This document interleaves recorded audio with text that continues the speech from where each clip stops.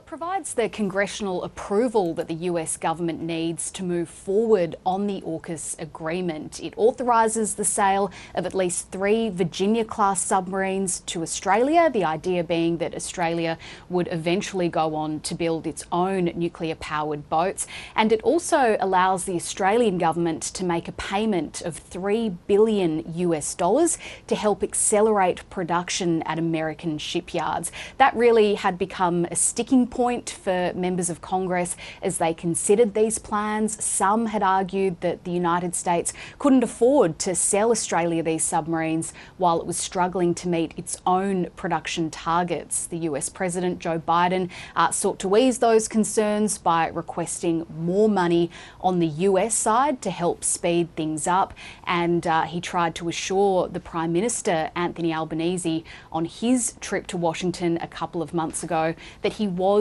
confident that this legislation would now get through. So a welcome development for the governments in both countries with this legislation passing the Senate at least. It ended up being passed overwhelmingly, 87 votes to 13. So it's passed the Senate, but there are still further steps to go.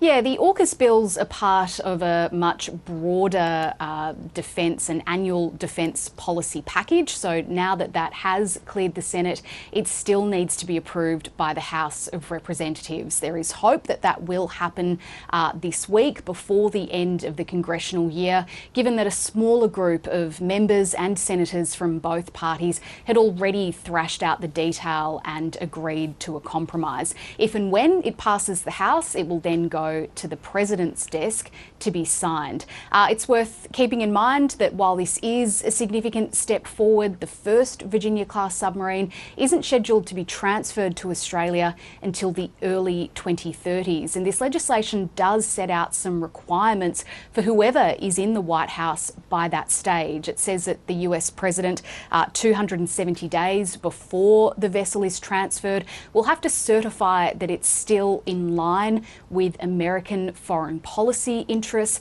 and also that it won't undermine the United States' own undersea capability. So again, getting back to those concerns about the impact this could have on the US. That has prompted some concern that perhaps this agreement could come undone down the track. Also raises questions about what would happen to that $3 billion payment that Australia is making if this deal were to come unstuck. But the Australian government has tried to downplay those concerns, pointing to the fact that this would be the first time that the United States had transferred a nuclear-powered submarine to another country, and arguing that it is understandable that those kinds of certification requirements would be in place. But as we've seen in the past couple of years, this is a controversial project in Australia. It could cost up to $368 billion over 3 decades. Concerns have also been raised about what it could mean